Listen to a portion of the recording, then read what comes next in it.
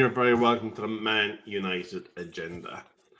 Yesterday, Yabba got some home truths. He was brought back down to earth. And afterwards, he did Hulk out backstage. And this is the artist's impression of Yabba after he got absolutely cooked by Mr. B, Cullum, and Rebel. And I don't think he appreciated that We Deserve Better told him, you have to do your Man United stanza about Harry Maguire. But anyway, ladies and gentlemen, welcome to the Man United agenda. And welcome back to We Deserve Better. It's good to have you back on the channel because Yappa conveniently forgot that he had your phone number. It's good to be back. Yeah, I thought I'd said something wrong the last time. I thought you said right done. He's not coming back no matter what. So it's good to be back. It's good to see you guys. Good to see the chat too. And of course, my Sith Lord friend, Mr. E. Vader. Very welcome. You know we are Mr. Flip Flop. So at the moment, yeah, I am definitely the Sith Lord. But you know me, man. I just once they start winning, and I start ignoring We Deserve Better and Andrew's comments, I start trying falling in love with the team again. So I don't want them to fool me this time. I'm gonna say the Sith Lord for as long as I can. We deserve better, and Andrew, keep on digging them, man, because I'm gonna keep. I need reminded. I don't want to be fooled again. You hear that, Andrew? We need to try harder. Rebel will help, I'm sure. Rebel Mall is in the building, but actually, We Deserve Better. What city are you taking? Who do you model your side of the force on? Cool, blimey. Jabba the Hutt. Oh no, Princess Leia.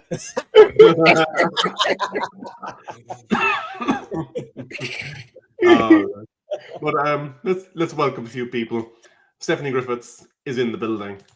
Andrew Williams is in the building, and that's all there is for the moment. But you're very welcome to the Man United agenda. It is, of course, Thursday evening. We don't play again until Monday because the Premier League decided to be a bunch of twats and space out our game so much. But look, it is what it is. And very interesting topic out today. Financial reports for Manchester United were released. And I know Mr. B has been in my phone all day saying, I can't wait to talk finances. I really, really, really want to talk finances.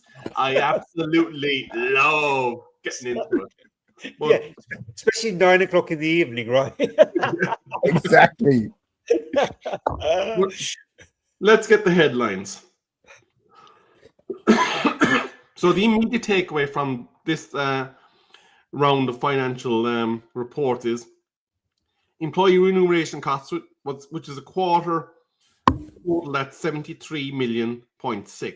So since the period in question, we still have 9 weeks of Jane Sancho wages, 3 weeks of Marcus Rashford wages, 10 weeks of Bumbalamba wages, 9 weeks of -9 wages, 9 weeks of Anthony wages, 8 weeks of Garnacho wages. And obviously, we didn't have Mbumo for 3 weeks of the last quarter and Sesko for 5 weeks of the last quarter. But the big takeaway is that all our rivals across the Premier League, we used to have financial power to spend on wages. We are now trying to operate at 50% of what the other big clubs are doing. So here's the question I have for you.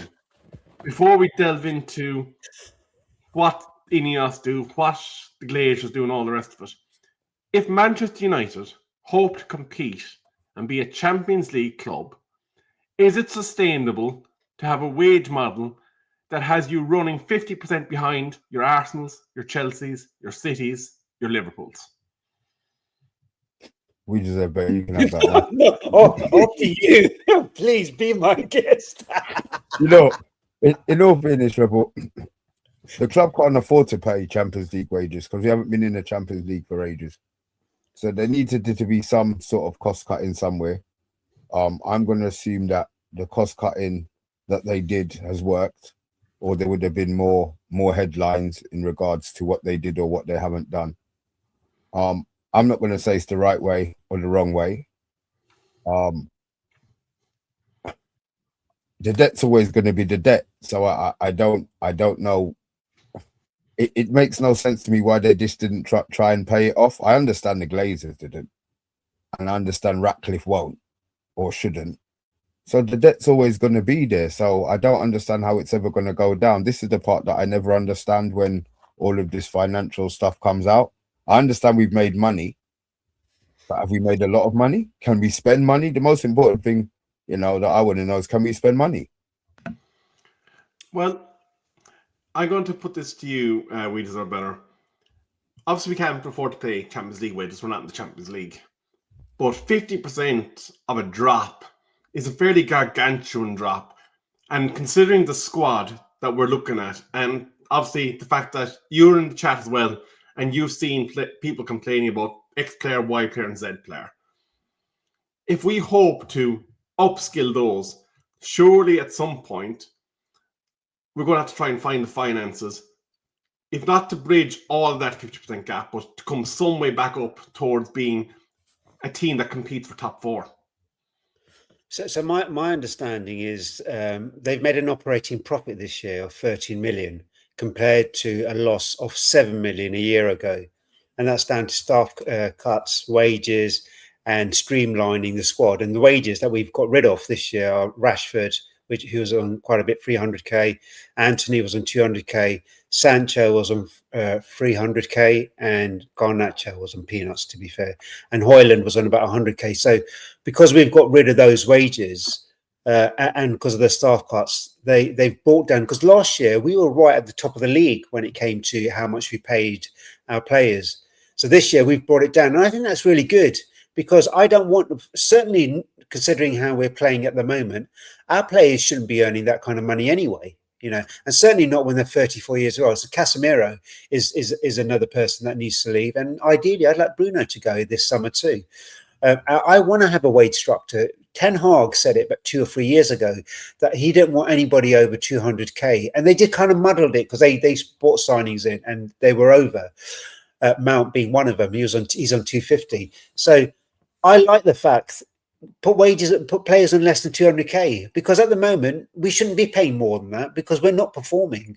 So I like all that. I like bringing down the wage. A lot of big clubs around the world do that. The bigger teams don't pay fortunes. They say, look, we should be saying, we're Man United. You coming to play for us is it's a privilege. So you come, we'll give you a good contract. Here's your money. And you prove yourself, here's a bonus, and that's the way I would like to structure it. So I'm really pleased they've done that, because it needed to happen. Our wages were off the scales for donkey's years. Very true. I suppose, obviously, that makes sense if you're getting in the quality still and you're ultimately going to be competing for those Champions League spots, those FA Cup wins, those League Cup wins, and ultimately, where all Manchester United fans want to be is back competing for Premier League titles, however long that will take.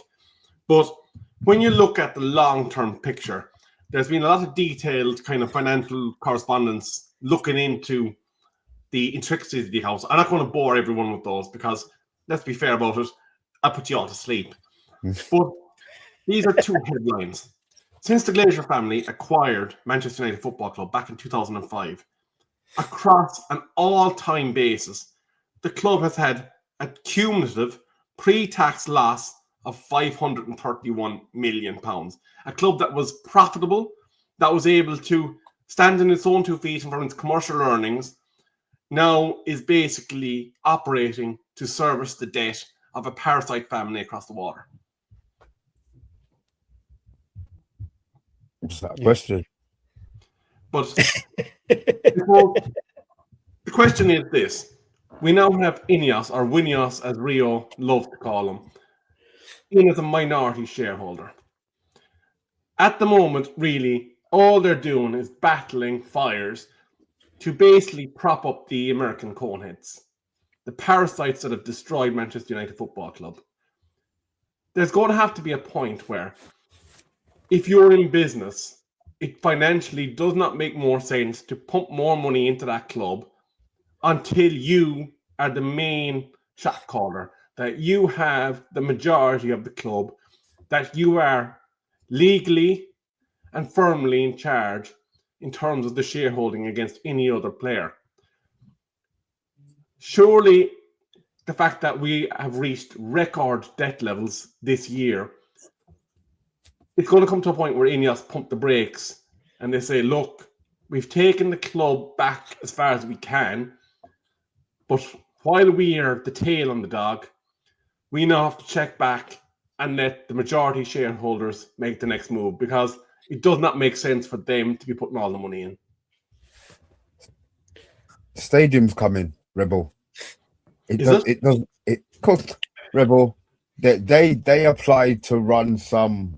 Is it the Women's World Cup in 10 years' time? They've applied to be one of the stadiums for that. So they're all going to hang around for this. Maybe if the stadium thing wasn't going, it might be slightly different. But that's a cash cow, man. That's a cash cow. So I think it's all set for the stadium, to be fair.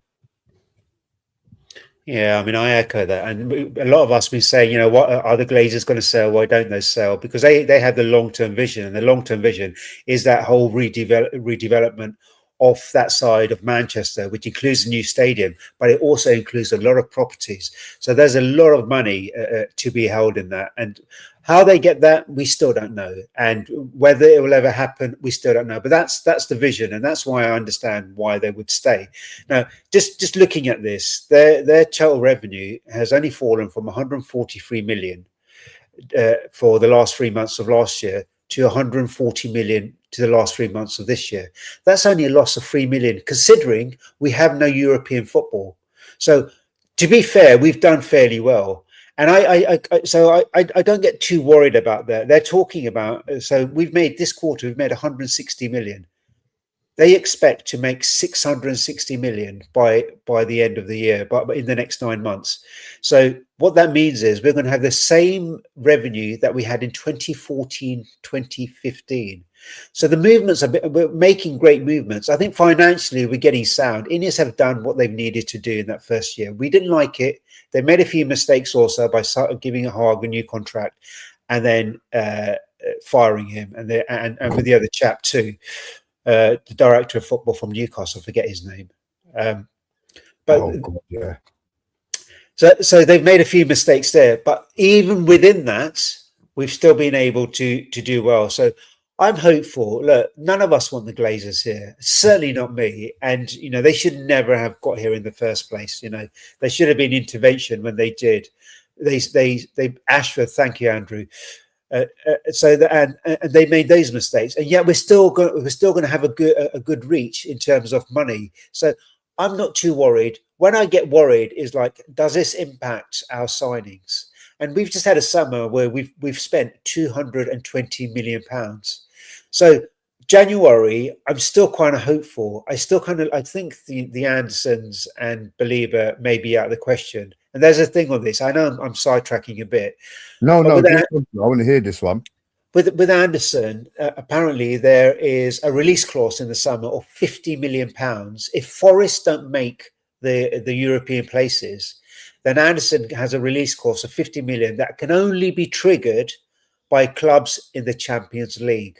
So if we want Anderson, we need to ensure we get in the Champions League. It's really simple. There's no left or right about it. If we don't get to the Champions, he's not coming to us. Other clubs in the Champions League will grab him before we us. Say a Man City, even a Liverpool, even a Newcastle. Newcastle are linked with him. So we need to be really careful about that. But I think there's players in January that can get in midfield. I saw the stream yesterday. Edison is available. We were chasing Edison for ages. He's available for 26 million. There's Lucien Agume. He's also 26 million. Are they Premier League? Are they Premier League ready though? Would you be more happy getting a Premier League player on loan, or would you go for Agume? I mean, you've been talking about Agume for a little while, to be fair. Would that be somebody? Because then you never know how they're going to settle down. As much as Cunha hasn't been set in a place alight, he knows what the Premier League is about, if you know what I mean. I think, to be fair, you take a risk whoever you sign, right? Because for some, even if they're Premier League proven, the step up to Man United can be quite big. So there's that. But yeah, it's a safer guard. If someone has played in the Premier League, they know the country, they know the league, and they're settled. So that's the bonus you get. But sometimes you get players coming in who can do just as well. So I think for 26 million, I don't think it's a big deal. But that doesn't mean you just get an Agume or an Edison. I still think we need three midfielders, because I don't want to see Glazer-era here next season, and I don't want Bruno as a rotational 10 next season. I think we need two world-class midfielders and an Edison or an Agume. So that's the way I look at it, because you need to rotate. So what are we doing in the summer? Can I? I mean, in January. Sorry, Rebel, go on. Can I add a bit of context?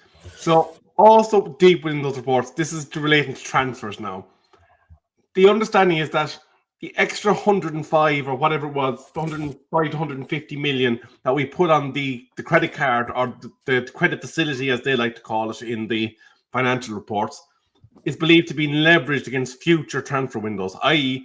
we spent 200 and whatever million last summer to get the players that we deserve better, as mentioned, but that is at the behest of a reduced activity in future transfer windows. They're saying that there's no money there for January. So maybe we have to explore the loan market. But surely if we are going to continue to use this credit facility in order to secure transfers, at some point, especially if we end up with some element of debt with this stadium that's allegedly coming, that we'll have a lot of questions over who owns that as well, because I'm sure Ineos aren't going to build the stadium, just hand it over into net assets of a company that the Glazer family basically asset stripped for the last 15 to 20 years. If we are literally in a situation where we need now a sale of Garnacho, a sale of Rashford, a sale of Joshua Zirkzee, to actually maybe even get one midfielder, surely that tells us that the financial position of our club is completely under a debt boot. I get it, but we've always in debt, and we've never got any money, and we always manage to spend a whole load of money. So. We've been always in debt since the scum bought us in 2005. You know what? Fair enough. All right, fair enough. We've always been in debt since the Glazers come in, and we've always managed to spend money. So the spending money part of it isn't a part that I'm interested. I don't want to hear those excuses. To be fair, he came on TV saying we were going to be broke in December, blah blah blah, and then we went out and bought Sesko after buying Cunha and Mbeumo. So the summer, the January window, he does need to be backed. The position that we buy has to be central midfielder, or loan has to be central midfielder, because we're letting Mainu go. And I think this is the part. And the financials. I love that when we talk about financials, but it burns. It really does burn. I'm just not sure what the hell is going on with him. I'm not sure what's going on with the club. I understand the club have to back the manager, but I don't get it. I don't understand it. We've got two central midfield. We've got two central midfielders because Agate is not getting any games. Yeah, and that's the thing. There's a couple of things. Look, I don't go too much into the Glazer rabbit hole, because that's been there for 20 years, and I kind of have to look at the last 18 months, because we didn't have footballing people. We had Murto, we had Woodward, right, and they were just signing players that were big names that didn't really fit, but they would bring in revenue. So I kind of look at the last 18 months, and I think we've been more astute. The reason why we've lost so much revenue over the last 12 years, one is to do with the Glazers, but secondly, we haven't been successful on the pitch. So we haven't been getting that money in. There's a lot of revenue that we lost out on 100 million last summer because we didn't make the Champions League. So one of the things that Ineos will be looking at is, how do we raise revenue? Well, you need to be successful on the pitch, and I therefore think they will invest in players, because they said that this will not make any difference to the club's approach in the January transfer window. So these figures won't impact that, and it certainly won't impact summer. So my reading, my interpretation of this is that we will invest. We will invest in January. There is talk of Ugarte going to Galatasaray. He's been looked at them. There is talk of Mainu being loaned out to Napoli, which I really do not want at all. And there is talk of other players that could be moved on, and certainly in the summer too. Casemiro goes. That's a huge chunk of money off the wage bill. £15 million there. We will start to get the revenue in if Rashford gets sold. We'll get the revenue in if Højlund gets sold. So there's enough money coming in. I'm not worried about that. I think they've been really astute last summer in how they offloaded the wage bill, got these players out, and then, so they can play football, because they weren't playing football here, raise their value, raise their asset value, and then we sell them. So I think they've been really clever in that degree. I've got lots of criticisms about Ineos. I don't want the Glazers, and I don't want Ineos. Simply, I want a fresh approach. But we are where we are, and I think you've got to give credit where it's due. I think some of the signings they've made have really worked. We talk about De Ligt. That's one of their signings. We talk about Cunha. We talk about Ambuno. We talk about Seska. We talk about Lamens. We talk about Euro. We talk about Aiden Heaven. There's so many, and these are their signings. So I have to kind of have a bit more faith that they're on the right path. I don't know what the future holds, but I don't get worried when I hear these financial figures, considering we've had no European football and we've had a loss of broadcast rights and everything. Our broadcast rights have only gone down from 31.3 million to 29.9, considering we have no European football. So I'm not too worried. I'm really hopeful, and and thankfully some of that is turning up on the pitch. More importantly, you sound quite positive. We deserve better. Yeah. It must be because I'm next to you two as well, and these lovely people in the chat. But we can really look at all the difficulties, and there's a lot of frailties. There's a lot to be desired about this manager. Let's say it right, and we never know which player is going to turn up some days. Is the real Man United? Please stand up and turn up. But on the whole, I think generally our football is improving. It's far better than it was this time last year, right? It's far better. It's getting somewhere. There are investments coming in. There are players. The players that we're bringing into the squad are far better than the signings we made 2 or 3 years ago. And the signings we're talking about now, they're signings that I would say, yeah, give me an Anderson, give me a Wharton, give me a Belaber, give me an Edison. Do you remember the players that we used to get linked with? They used to do my head in. So, I've got a lot of criticism about Man United. Believe you me, as long as the day is, but there are some really good positives. So I don't worry too much about the financials, because I think we're in quite a healthy place, considering everything that's gone wrong. We should be in the mire, and yet we're still floating. Question for you. Based on Andrew Williams' comment, he says he doesn't believe that we get Champions League because our manager is Bumbleclat. Oh. It's really strange hearing Andrew say that. It really is. I'm paraphrasing. I can't hear it in a Welsh accent. I want to hear it in a Welsh accent. Bumbleclat. Do you think we're going to get Champions League? Do you think we're going to get Champions League? The only way we get Champions League is if we somehow manage to finish 5th and the coefficient remains. That's the only way we're getting Champions League. We won't get enough points to get top 4. That's my honest belief. You think we're going to get? You think 5th should get us Champions League? Do you think we qualify in 5th? You think we can get 5th? Just before I forget, because you know me, old brain memory, old man memory, right? PFF is going as well soon. So all that bloody nonsense, excuse my language, can dissipate too. So there's going to be a new structure. And the way we've done our investments, we're going to be on top of that game with that new structure. So there's a lot to be hopeful for. With Champions League, look, if we don't get a midfielder in January, these are my big concerns. AFCON is around the corner. Expellios. So my big concern is AFCON, right? Yeah. How do we manage AFCON? Do we get it right? And who do we loan out? Do we get any injuries? Is our squad too lean that we can't manage that? So that's one concern. My other concern is these criminal players are playing for the World Cup. A lot of them, right? As soon as their name's on that list in March, are they going to suddenly start pulling out of tackles in April and May to safeguard their position in the World Cup? That's my big fear. I think there could be a bit of a drop-off in April and May.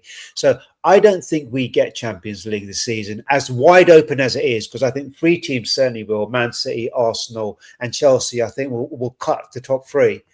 I don't know where Liverpool, Newcastle go, because at the moment they are as up and down as we are. So it's there for the taking.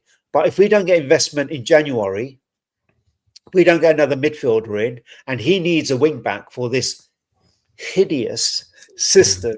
Drives me mad. There's 3 at the back. Wing backs. We used to have more joy with left backs and right backs than we do with wing backs going up and assisting. So it's just nonsense. Yeah, but unless he gets those signings in, I think it's going to be a bit of a struggle. So I think we could finish anywhere between 6th place and 10th place at a push. I'm just going to ask Yaba what he thinks. I'm just going to bring him in. So, what's going to happen here is Manchester United, they're going to control the game. They're going to play strong defense. They're going to control it from the back. You know, we're going to pass the ball out. We're going to be fluid in attack. And we're going to get the first goal. And then we're going to see it out until the end of the game. And we're going to do that throughout the rest of the season without signing any players in January, because, you know, we work with the tools we have. That's his line. There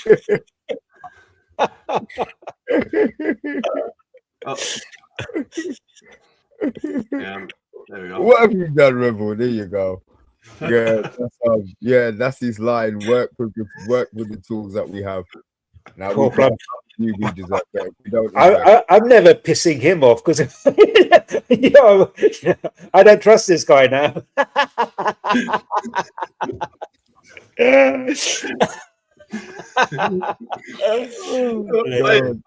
I can just hear him screaming bloody murder. He will do when he sees what you've done. Yeah. Yeah, but Shrek. Stephanie, you're too quick. Okay, let's take it down to reality. We obviously got one more game where we have our players before they depart for AFCON. How crucial, we deserve better, is 3 points on Monday? I mean, to be honest, 3 points every single game to the end of the season is crucial. Just to kind of firstly get our reputation back, and secondly, start to get consistency and confidence and winning games under our belt. But Bournemouth, we've got to win, because after that we've got Newcastle and we've got Villa. The only easy game possibly is Wolves at the end of the month on the 30th at home, where I hope a Shea Lacey comes on as a sub, because we're winning at home. We've got to play, but it's going to be a tough match. We're away, aren't we? We're away to Bournemouth, aren't we? So that's a tough game. It's a tough ask. It really is.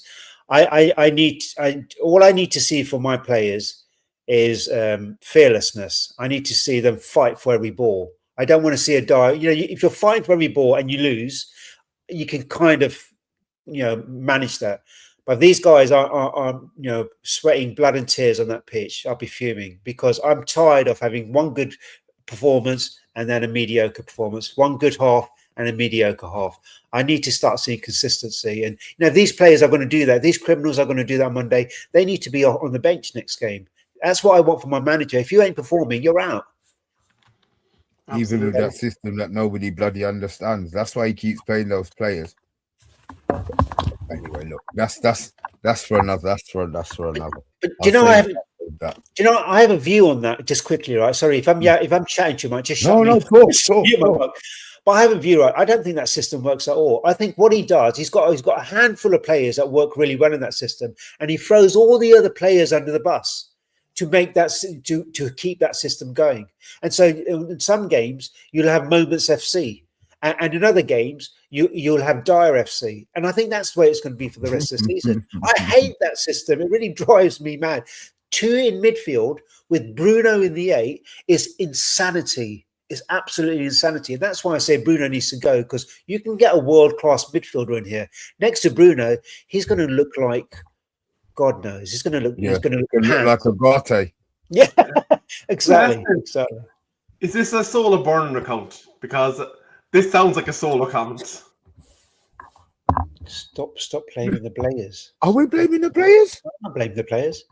When have we blamed the players? We I blamed blame everyone. Amorim. Yeah. I'm not going to blame the players. I think, though, look at the last couple of years, look at the managers. Now, a lot of them are gone since, thankfully. But we were saying, oh, it was Ten Hag's fault. Oh, it was Jose Mourinho's fault. Oh, it was Ole Gunnar Solskjaer's fault. Oh, it was Louis van Gaal's fault. But when the going got tough and the players got sick of the manager, they downed tools. And I think most Manchester United fans at this stage have to accept the fact that when they felt that they were going to be blamed eventually, they said, right now, we're going to put everything out that the manager gets thrown under the bus and we're going to get away scot-free. While I don't think everything is the player's fault, I think there has to be a level of accountability to them. And I think that's fair. Yeah. And you can go after the manager if you want, but come on, some of the players need to step up. They really need to step up. He didn't help himself with his substitutions, right? Come on, 5 at the back against 10 men. It's just crazy, isn't it? It's just kind of like, what are you scared of? And this kind of whole thing about when someone gets a yellow, they're off straight away. I mean, I couldn't believe it the other day. He finally looked at a penalty. You know when Bruno took his penalty, the third. Oh, was he looking? He was looking. I fell off my seat. It's like, oh my God. So because I still have those optics of him at Grimsby. I still have those optics when he's like this on the floor. There's like men around him and it's raining and it's just kind of like, you're the manager and you want our players to fight on the pitch. What are you doing to show them the way? So yeah, the players need to do better. They go up and down. You can't be performing in 45 minutes and not performing the next 45 minutes. You've got to take accountability for that. But the system isn't great. I would love 4-3-3 or a 4-2-3-1. It really would. I suppose just to finish up on the manager and Ruben Amorim, I'm going to take you back to that Everton game. Early red card when one of the Everton players decided to throw fisticuffs at one of his other colleagues. Ruben Amorim did not take advantage of that situation, and he basically pulled a Gareth Southgate to an extent and maintained the status quo. Surely, if you're given a gift horse, you have to go and say, right, let's get more attacking, let's push forward, and let's try and take advantage of the situation. He didn't. I don't think he knew how to. And I don't think he knows how to play anything other than the formation that he plays. I'll be honest. Yeah, I was going to agree with you. That is the worry, isn't it? It's kind of like the in-game management from him. It's just like, where is plan B? Where like with some managers, they adjust and they adjust quickly. He just doesn't do it. And he's kind of like, he's in the lights, and it's kind of like, do something. They've just, like you said, handed you a great gift there. You can have 4 at the back now and you can just go forward. Because he had the players to do that. He could just shifted one of the he had Maz on the pitch. Maz would have come to right back, and then start moving forward. Take a defender off. Take something off. Change the dynamic. Bring Mainu on, and he didn't do it. Rio, as part of the positivity twins, is coming back at us and saying you can't judge him off that one situation. I'm pretty certain he would have learned from that. I'm pretty sure we've been bringing on defenders in games where we were looking for goals for the last 2 or 3 games too. Yeah. But I'm going to come back to the final question. As we know, Casemiro's 1 yellow card away from suspension. We are going to be losing Mbeumo. We're going to be losing Ahmad. That probably means that we're going to necessitate a push for possibly Bruno back into the 10 while we're waiting for Sesko to get back match fit. Can we actually trust a central midfield of possibly Ugarte and Mainu for 3 weeks. Can't trust Ugarte for nothing, bruv. For 3 weeks. Such a drama queen. Casemiro will only go missing for one game. Oh my God. he's the king of doom, this one. Like, oh, blimey. No, we can't. We can't trust. But you know, the truth is, we don't know.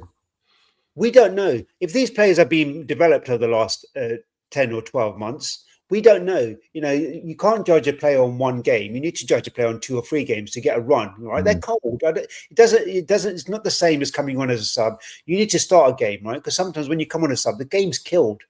It's a different approach. Some of the best players have been taken off before you, so you're not playing with the same strong 11. You're not playing with the same, you know, formation and cohesion. So I think. I'm not too worried, you know. I think our midfield is shot anyway. I think whoever we put in there, but give Mainu a chance. Give Mainu 3 or 4 games at least. So, because in my heart of hearts, I think you give Mainu 3 or 4 games. He doesn't do any worse than any of the midfielders we have. Thank you. He may even be better, you know. But we just don't know. It's impossibly insane for me that 15 matches and he hasn't had any minutes. Nothing. It's criminal. He hasn't started. I mean, it's criminal. It's absolutely criminal. I was looking at how many minutes he's had. I don't have the stats on me, but it's diabolical. It's diabolical. Over 14 games. He's only appeared in 10. And I think it was something like 184 minutes. It's shameless. It's absolutely I really do hope January the 1st comes and he's gone. For his own sanity, honestly, the disrespect. If they don't want to sell him, but they don't want to play him. It's so confusing to me. It's just so confusing to me. I really don't want him gone, Mr. B. I really don't. You know, I want him to stay.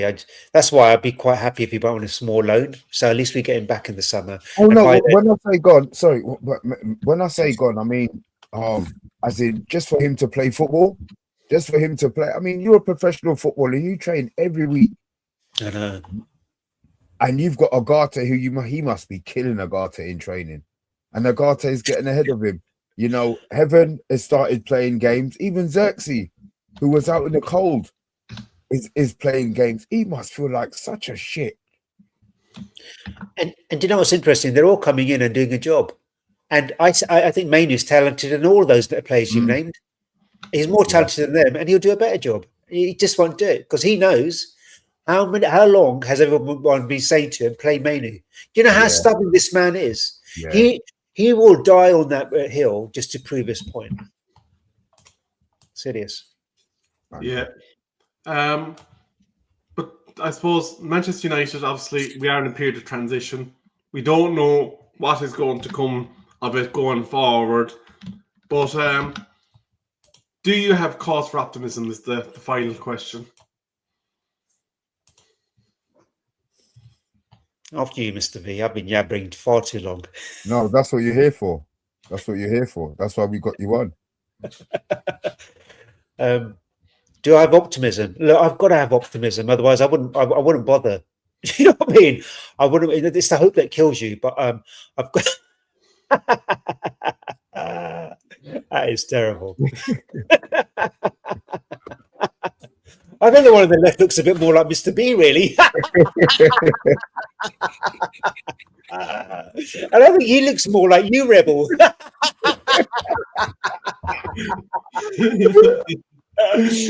Oh, God. He's coming for me now. He's definitely coming for me now. I mean, I do have hope for optimism. Like I said, I think Ineos are doing much better. They've got football people in, right? We've got football people in position. Vivel really excites me. I think we're investing in our academy. JJ Gabriel excites me. Hopefully, he signs a new contract in 2 years' time because he's got a contract till then. And then he makes his debut that season, 27-28, when he'll be 17. So there's a lot to be hopeful for. We've got Chido, we've got Aidan Heaven, we've got great defenders in finally. We've got Yoro, Hayden, we've got De Ligt. We up front, we've got Mbeumo, Cunha, we've got Sesko. I think Sesko needs an experienced striker next to him. I really do. I think he needs to be rotated because otherwise we make the same Hoyland mistake. Without we're talking about getting world-class midfielders in, so I'm excited about that. And it seems to me, this is my only hope because of about Amrin, is that Man United aren't buying players for his system. They're buying wingers, right? They're buying wingers. Even the academy is playing 4-3-3, and the signings they're making, or even Mbeumo is a winger. So they are buying players for a 4-3-3. Wilcox has said publicly he wants a 4-3-3. So I'm just thinking this guy's a card holder while we get rid of all the dross, and he can jog on in the summer. You think they'll see even that? So I mean, sorry. I know we were gonna even that you brought it up. His contract is up the season of right. So this summer he's got a year after this summer, right? Yeah. What do they do with his contract? Because they can't give him a rolling one. So I think this summer decides it all. And I think if he doesn't make Champions League, if he doesn't make European football, I think that's their cutoff. I think if he doesn't make, he's gone. And so, you've got to ask yourself, what do you want? Short-term pain for long-term gain, or short-term gain for long-term pain. And I really think Amrin just doesn't have the character for me. Anyone who throws these players under the bus within a month of arriving is tells us that this is the worst United team in history, makes us a laughing stock. Does all of that kind of behaviour and threatens to resign 3 times in the first 12 months. To me, that's not a Man United manager. That's a YTS student. Oh, yes. Here. But it has been an interesting 41 minutes. I suppose we will look forward to the prefab Lego stadium being built on the side of Old Trafford. And I hope they got saved up enough Lego coins to actually be able to complete the roof, because we do want to keep the water out. But we deserve better. Have you enjoyed the show today? Oh, it's so lovely being here. It's so lovely. I love it. I mean, I get to spend an evening with 2 lovely men. I mean, what more can I ask for? Obviously, you now have an opportunity to give one last retort towards Yabba Forbes. So the final word is to you. For me, if you want to say anything about Yabba, this we deserve better. Me, no, he can jog on, mate. And the good news for all our viewers is we deserve better now is in the hands of a competent Man United agenda official. He's going to be officially talking to Mr. B from now on. But we have been the Man United agenda. From me, from Mr. B, from We Deserve Better, and from the Positivity Twins, and the birthday boy, Colum. Good night. Glory, glory.